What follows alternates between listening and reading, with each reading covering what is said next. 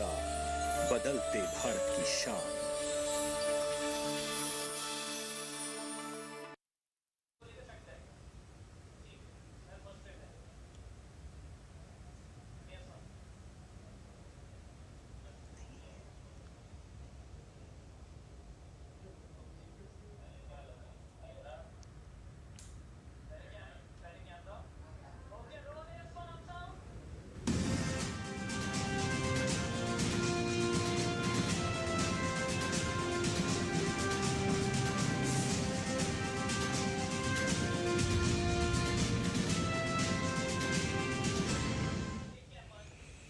नमस्कार, किसान समाचार में आपका स्वागत है। मैं हूं साइमा खान। सबसे पहले नजर हेडलाइंस पर। बिहार सरकार ने किसानों के लिए शुरू की नई योजना। पेड़ पौधों को गर्मी से बचाने के लिए पॉली हाउस और शेड लगवाने पर दे रही है 50% की सब्सिडी। पॉली हाउस और शेड नेट की तकनीक का इस्तेमाल करके खेती करने से कीट आक्रमण में हो सकती है 90% तक की कमी। धान की नर्सरी तैयार करने का समय आ गया है नजदीक। किसान धान की नर्सरी तैयार करने के लिए वैज्ञानिक तकनीक अपनाकर लगा सकते हैं, कम और बढ़ा सकते हैं उत्पादन।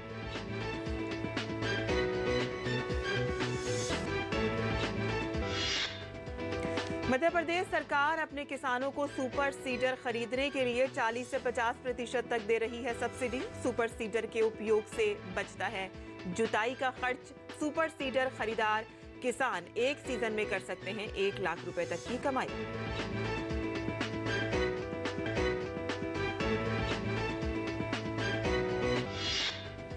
और देश के उत्तर पूर्वी हिस्से में भीषण लू का कहर जारी। राजस्थान, पंजाब, हरियाणा, दिल्ली, एनसीआर, उत्तर प्रदेश में अगले 4 दिन तक जारी रहेगी हीट वेव।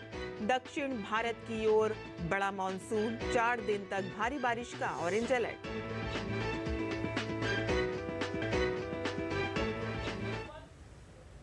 और अब समाचार विस्तार से।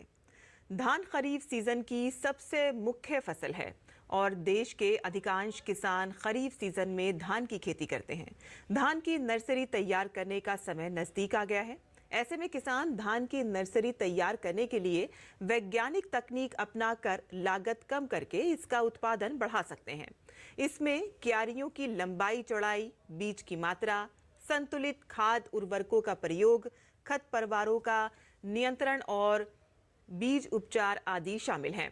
किसानों को धान की नर्सरी तैयार करते समय सावधानी बरतनी चाहिए और जहां तक हो सके किसान आधार या प्रमाणित बीज का ही उपयोग करना चाहिए।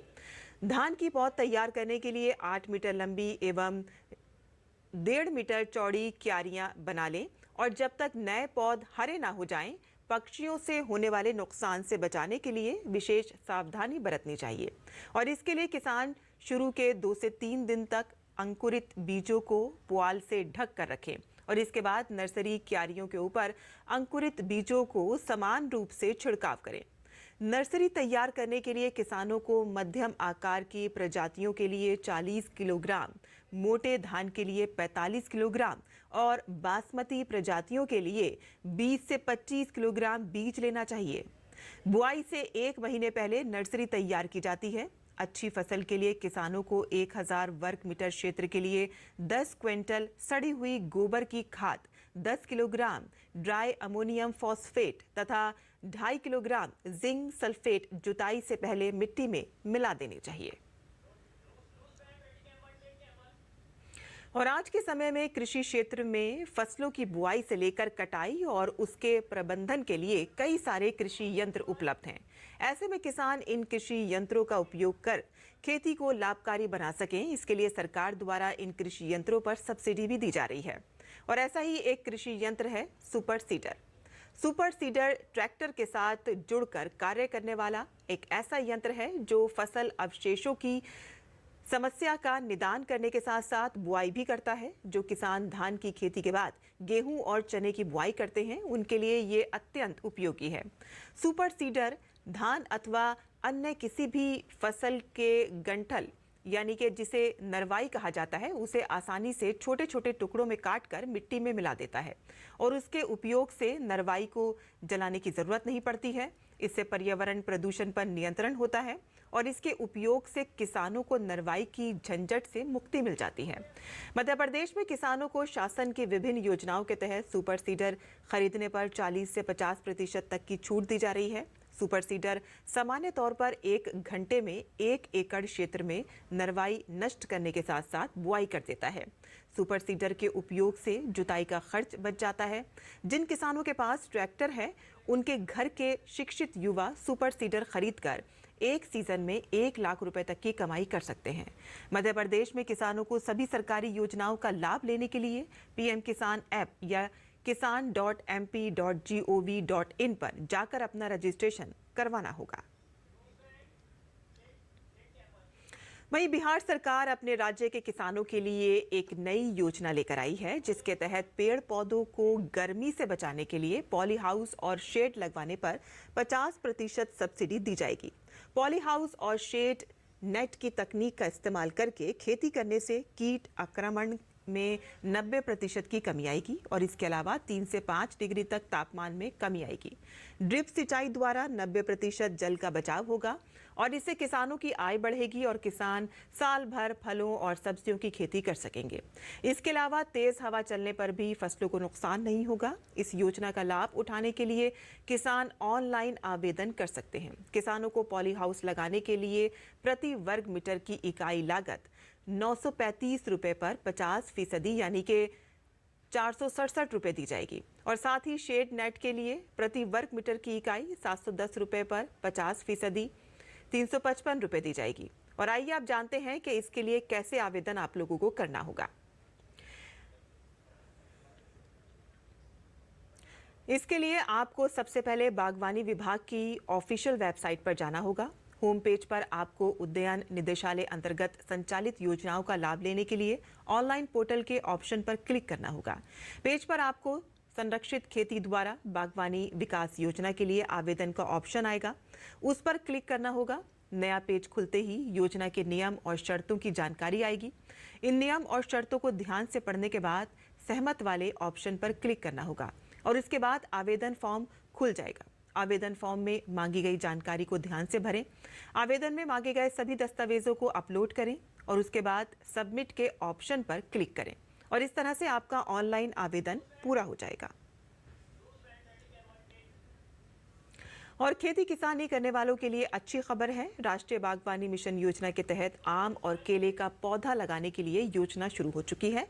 बिहार सरकार ने लहरिया सराय जिले में 20 हेक्टेयर में केला और 25 हेक्टेयर में आम का पौधा लगाने का लक्ष्य रखा है और इसके लिए किसानों से ऑनलाइन आवेदन लिए जा रहे हैं। ऑनलाइन आवेदन करने के लिए किसानों के पास जमीन की LPC या रसीद, फोटो, आधार कार्ड और किसान का रजिस्ट्रेशन होना जरूरी है। आवेदन के बाद चयनित किसानों को अनुदान दिया जाएगा और किसानों को पहले वर्ष आम और केले का पौधा मिलेगा। दूसरे वर्ष में अगर 90% पौधे जीवित रहते हैं तो उनकी देखरेख के लिए अलग से अनुदान की राशि किसान के खाते में दी जाती है और पहले वर्ष केले के पौधे के लिए आपूर्तिकर्ता को 46,000 रुपये प्रति हेक्टेयर की दर से भुगतान किया जाता है। वहीं दूसरे वर्ष उनकी देखरेख के लिए 15,625 रुपये लाभुक के खाते में ट्रांसफर किए जाते हैं। वहीं आम के पौधे के लिए पहले वर्ष में 30,000 रुपये आपूर्तिकर्ता को दिया जाता है। नीति आयोग के पूर्व CEO अमिताभ कांत ने कहा है कि स्टार्टअप इंडिया को 16 जनवरी 2016 को पीएम मोदी द्वारा लॉन्च किया गया था और तब से भारत ने 1,30,000 से अधिक स्टार्टअप, 115 से अधिक यूनिकॉर्न और $350 बिलियन मूल्य के कारोबार के विकास को देखा है। अमिताभ कांत ने कहा है कि पिछले 1 दशक में जो बदलाव आया है उसे हासिल करने में लगभग 50 साल लग सकते थे, लेकिन वर्तमान सरकार के प्रयासों के कारण ये 10 वर्षों में संभव हो गया है। उन्होंने कहा कि प्रधानमंत्री नरेंद्र मोदी के नेतृत्व में भारत का पिछला दशक जबरदस्त तकनीकी नवाचार और परिवर्तन का रहा। मई 2024 तक भारतीय स्टार्टअप इकोसिस्टम की कुल वैल्यू $349 अरब थी। फिलहाल भारत यूनिकॉर्न की संख्या के मामले में तीसरे नंबर पर है और विशेष संपर्क अभियान इवेंट में उन्होंने कहा है कि आने वाले समय में भारत के लिए काफ़ी सारे अवसर उपलब्ध हैं और मैं कह सकता हूं कि हम यहां से केवल आगे ही बढ़ने वाले हैं। और बात करते हैं मौसम की, जहां राजस्थान, पंजाब, हरियाणा, चंडीगढ़, दिल्ली और उत्तर प्रदेश सहित उत्तर भारत के कई हिस्सों में भीषण गर्मी का प्रकोप जारी है। मध्य प्रदेश, विदर्भ और गुजरात में भी कमोबेश यही स्थिति बनी हुई है। मौसम विभाग ने अगले 4 दिनों के लिए लू का रेड अलर्ट जारी किया है। मौसम विभाग के अनुसार अगले 2 दिनों के दौरान दक्षिण पूर्व अरब सागर, मालदीव, कोमोरिन क्षेत्र और दक्षिण बंगाल की खाड़ी के कुछ हिस्सों तथा अंडमान निकोबार द्वीप समूह के कुछ और हिस्सों में दक्षिण पश्चिम मानसून के आगे बढ़ने के लिए परिस्थितियां अनुकूल रहेंगी। वहीं दिल्ली की बात करें तो आने वाले 2 से 3 दिनों तक भीषण गर्मी जारी रहने की संभावना है। और बात करें राजस्थान की, तो राजस्थान के लोगों को इन दिनों भारी गर्मी का सामना करना पड़ रहा है। पिछले 24 घंटों में इस सीजन में पहली बार राजस्थान में अधिकतम तापमान 47 डिग्री सेल्सियस रिकॉर्ड किया गया है। जयपुर मौसम विज्ञान केंद्र के निदेशक राधेश्याम शर्मा की माने तो आने वाले कुछ दिनों में गर्मी राहत नहीं मिलने वाली है। पिछले 24 घंटों में इस सीजन में पहली बार राजस्थान में 47 डिग्री सेल्सियस अधिकतम तापमान क्रॉस किया है। सर्वाधिक अधिकतम तापमान पिलानी में 47.2 डिग्री सेल्सियस रिकॉर्ड किया गया है। इसके अलावा पश्चिमी राजस्थान के सभी स्थानों पर, जयपुर, भरतपुर और कोटा संभाग के भी कई स्थानों पर अधिकतम तापमान 45 डिग्री सेल्सियस से ऊपर है, यानी कि हीट वेव की परिस्थिति अधिकतर भागों में बनी हुई है। हीट वेव के साथ साथ में सीवियर वार्म नाइट की कंडीशन भी फिलहाल राजस्थान में बनी हुई है। अगले 48 से 72 घंटों में राजस्थान के अधिकतर इलाकों में अधिकतम तापमान में और 1 से 2 डिग्री सेल्सियस की बढ़ोतरी होगी, यानी कि जिन इलाकों में फिलहाल तापमान 46 से 47 डिग्री सेल्सियस दर्ज हो रहा है, 23-24 मई तक आप देखेंगे कि उन इलाकों में तापमान 48 डिग्री सेल्सियस तक रिकॉर्ड होने की संभावना है। और भारत मौसम विज्ञान विभाग ने 31 मई तक केरल में दक्षिण पश्चिम मानसून की शुरुआत की संभावना जताई है। मौसम विज्ञान द्वारा पूर्वानुमान में अगले 3 दिनों में राज्य में बहुत भारी से अत्यधिक भारी बारिश का संकेत दिया गया है। फिलहाल मानसून की इस खबर से गर्मी की मार झेल रहे लोगों को थोड़ी राहत मिलने की उम्मीद है। पिछले साल मानसून ने केरल में 8 जून को दस्तक दी थी, तो वहीं 2022 में 29 मई को, 2021 में 3 जून को और 2020 में 1 जून को दक्षिणी राज्य में पहुंचा था मानसून। मानसून को लेकर मौसम विज्ञान विभाग ने भारी बारिश की चेतावनी भी जारी की है और विभाग के अनुसार 25 और 26 मई को पश्चिम बंगाल के पूर्वी मेदिनीपुर जिलों और ओडिशा के बालासोर जिले में कई स्थानों पर हल्की से मध्यम वर्षा और अलग अलग स्थानों पर भारी वर्षा होने की संभावना है। वहीं 25 और 26 मई को मिजोरम, त्रिपुरा और दक्षिण मणिपुर में कई स्थानों पर हल्की से मध्यम वर्षा और अलग अलग स्थानों पर भारी वर्षा होने की संभावना है। मौसम विज्ञान ने मछुआरों के लिए भी चेतावनी जारी की है। मछुआरों को सलाह दी गई है कि वे 23 मई से मध्य और निकटवर्ती दक्षिण बंगाल की खाड़ी में और 24 मई से 26 मई तक उत्तरी बंगाल की खाड़ी में ना जाएं और साथ ही समुद्र में गए मछुआरों को 23 मई से पहले तट पर लौटने की सलाह दी गई है। और भारत सकल मांग और गांव में गैर खाद्यान्न वस्तुओं पर खर्च बढ़ने के साथ ही बहुप्रतीक्षित आर्थिक उड़ान भरने की दहलीज पर है। भारतीय रिजर्व बैंक आरबीआई ने मंगलवार को जारी मई बुलेटिन में कहा है कि बुलेटिन में प्रकाशित अर्थव्यवस्था की स्थिति पर एक लेख में कहा गया है कि वैश्विक अर्थव्यवस्था के लिए परिदृश्य नाजुक होता जा रहा है और इसका कारण एक तरफ मुद्रास्फीति में जो गिरावट आ रही है वह अब थमती जा रही है, वहीं दूसरी तरफ वैश्विक वित्तीय स्थिरता के लिए जोखिम फिर से बढ़ रहा है और इसमें कहा गया है कि पूंजी प्रवाह अस्थिर हो गया है क्योंकि घबराए निवेशक जोखिम लेने से बचने लगे हैं। ये लेख रिजर्व बैंक की डिप्टी गवर्नर माइकल देब्रत पात्रा की अगुवाई वाली टीम ने लिखा है। आरबीआई के मई के बुलेटिन में ये कहा गया है कि अर्थव्यवस्था पहली तिमाही में 7.5% की दर से विकास करेगी और अप्रैल माह में महंगाई में कमी आएगी। बुलेटिन में ये भी कहा गया है कि 2 साल में पहली बार देखा गया है कि गांव में उपभोक्ता वस्तुओं की मांग शहरों के मुकाबले ज्यादा रही है। गैर खाद्य पदार्थों जैसे कि दोपहिया वाहनों की बिक्री के आंकड़े गांव में मांग में तेजी देखी गई है और कंपनियों के जनवरी मार्च में नतीजे बताते हैं कि सालाना और तिमाही आधार पर राजस्व में सर्वाधिक वृद्धि देखी गई है। बुलेटिन में ये भी कहा गया है कि महंगाई में कमी आई, लेकिन खाने पीने की चीजों की कीमतों में बढ़ोतरी हुई है।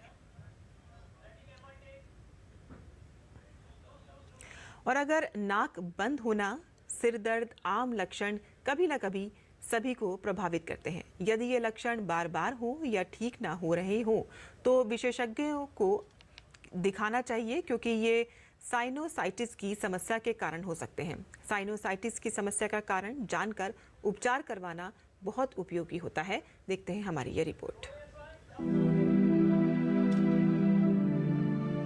साइनसाइटिस एक आम समस्या है जो काफी लोगों को प्रभावित करती है।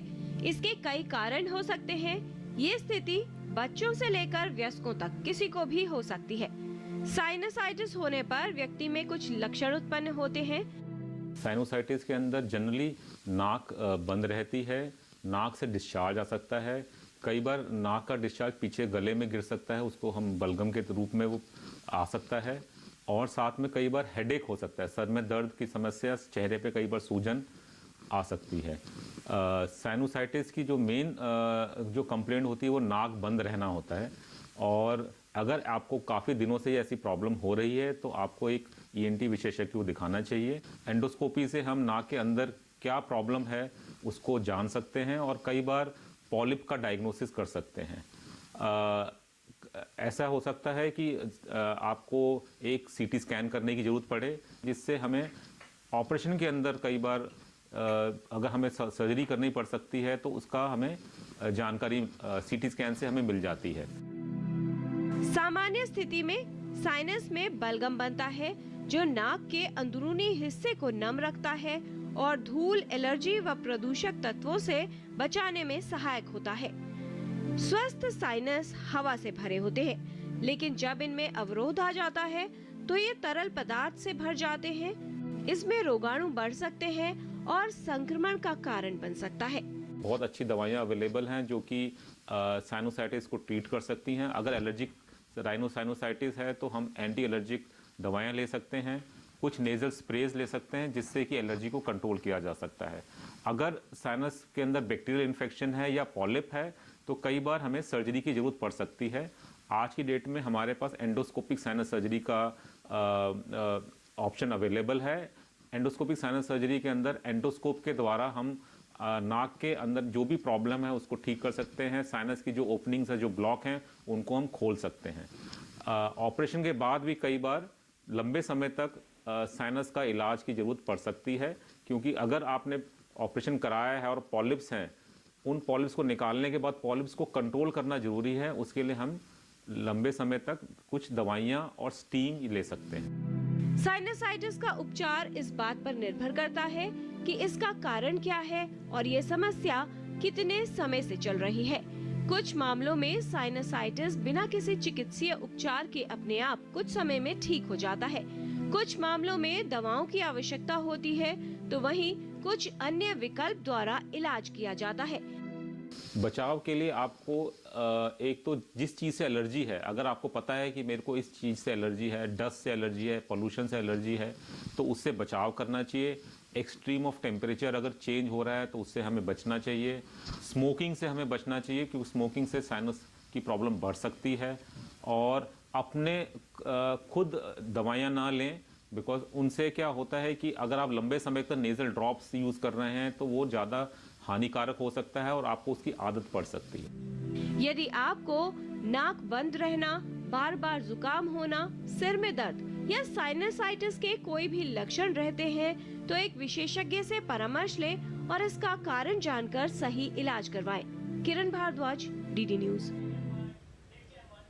और किसान समाचार में आइए अब जान लेते हैं देश भर की मंडी का भाव।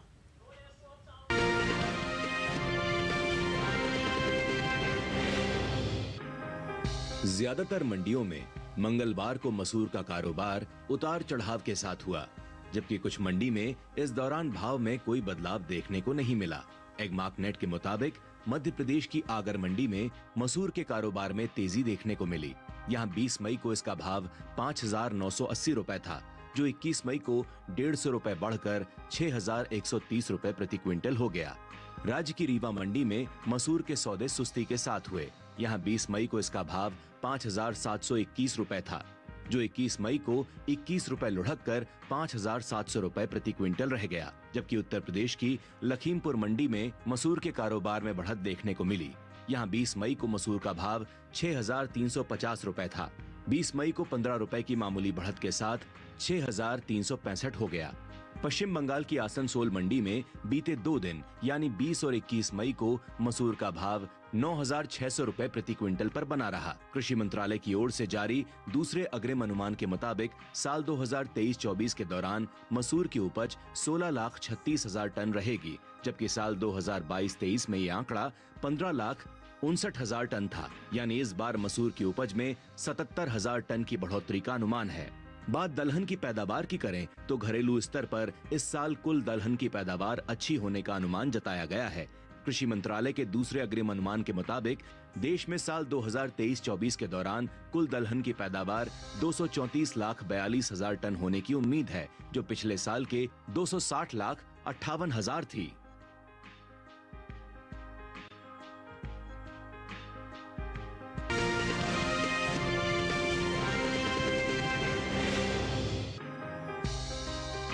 मंगलवार को मंडियों में तिल की आवक सीमित बनी हुई है। बात भाव की करें तो एगमार्क नेट के मुताबिक गुजरात की धोराजी मंडी में 20 मई को तिल का भाव रहा 13,355 रुपए। 21 मई को इसके भाव में 150 रुपए की गिरावट आई और भाव 13,205 रुपए पर आ गया। राज्य की ही राजकोट मंडी में इस दौरान तिल के सौदों में नरमी के साथ कारोबार हुआ। यहाँ 20 मई को तिल का भाव था 15,475 रुपए। 21 मई को इसके सौदे 225 रुपए लुढ़क कर 15,250 रुपए पर हुए। राजस्थान की कोटा मंडी में 20 मई को तिल का भाव रहा 11,500 रुपए। 21 मई को इसके भाव में 100 रुपए का उछाल आया और भाव 11,600 रुपए पर जा पहुंचा। तमिलनाडु की अत्तूर मंडी में 21 मई को तिल का कारोबार 12,800 रुपए प्रति क्विंटल पर हुआ। कृषि एवं किसान कल्याण मंत्रालय ने हाल ही में साल 2023-24 के लिए प्रमुख खरीफ और रबी मौसम फसलों की पैदावार का दूसरा अग्रिम अनुमान जारी किया है, जिसमें पिछले कृषि वर्ष से जायद के मौसम को रबी मौसम से अलग कर दिया गया है और इसलिए इस साल क्षेत्र, उत्पादन और उपज के दूसरे अग्रिम अनुमान में सिर्फ 2 ही मौसम को शामिल किया गया है, जो है खरीफ और रबी मौसम। रबी और खरीफ तिल की उपज पर नजर डालें तो साल 2023-24 के दौरान खरीफ तिल की पैदावार 3,96,000 टन होने का अनुमान जताया गया है, जबकि बीते साल इस दौरान खरीफ तिल की उपज 3,92,000 टन रही थी। वहीं रबी तिल की उपज साल 2023-24 में 33,000 टन हो सकती है, जो बीते साल से ज्यादा है। रबी और खरीफ तिल की उपज का असर इसके बाजार भाव पर पड़ता दिख सकता है।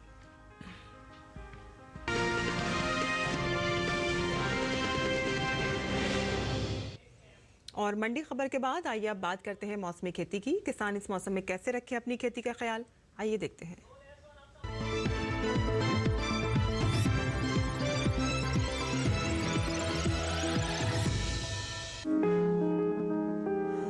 जम्मू कश्मीर में प्याज और लहसुन की खुदाई पूरी करें। यहाँ के किसान साफ मौसम को देखते हुए गेहूं की कटाई भी कर लें। कटी हुई फसल को सुरक्षित स्थान पर रखें। वहीं हिमाचल प्रदेश के किसान तैयार गेहूं की कटाई पूरी करें। यहाँ के किसान खेतों में पर्याप्त नमी होने पर चारे के लिए मक्का की बुआई का काम करें। हिमाचल प्रदेश में प्याज और लहसुन की खुदाई करके फसल को सुरक्षित और सूखे स्थान पर रखें। इन दिनों हिमाचल प्रदेश में लौकी, कद्दू, टिंडा और खीरा की रोपाई करें। हिमाचल प्रदेश के किसान करेले की रोपाई भी कर सकते हैं। हिमाचल प्रदेश में सेम और ग्रीष्मकालीन मूली की बुआई का काम भी किया जा सकता है।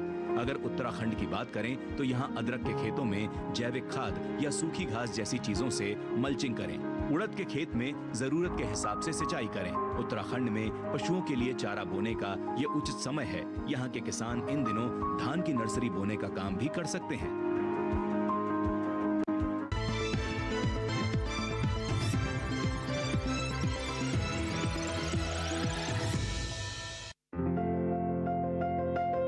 ये समय मूली की पूसा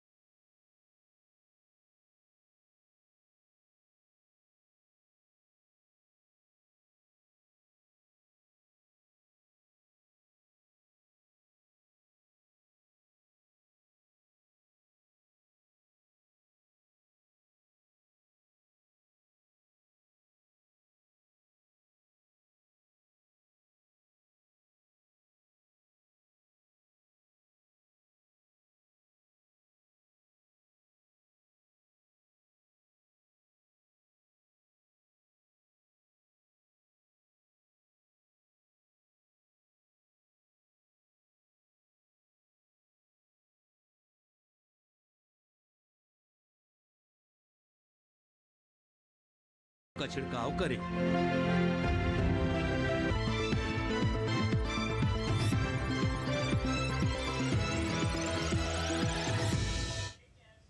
और खेती किसानी से जुड़ी खबरों के बाद आइए अब नजर डाल लेते हैं कुछ और खबरों पर। खास खबर में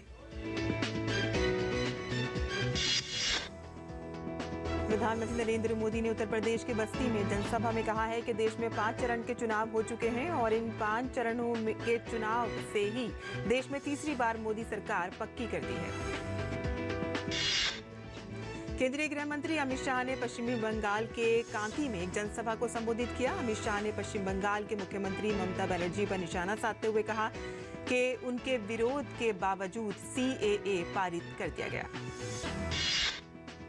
केंद्रीय मंत्री अनुराग सिंह ठाकुर ने दिल्ली के मुख्यमंत्री अरविंद केजरीवाल और कांग्रेस पर कटाक्ष करते हुए कहा है कि भ्रष्टाचार का नाम लिया जाता है तो सीधा अरविंद केजरीवाल और कांग्रेस का नाम आता है। उत्तर प्रदेश की बस्ती, संत कबीर नगर, डुमरीगंज और श्रावस्ती लोकसभा सीटों पर आगामी 25 मई को छठे चरण में मतदान होना है। देश की राजधानी दिल्ली में लोकसभा की 7 सीटें हैं। दिल्ली की सभी 7 सीटों पर आगामी 25 मई को छठे चरण में मतदान होना है।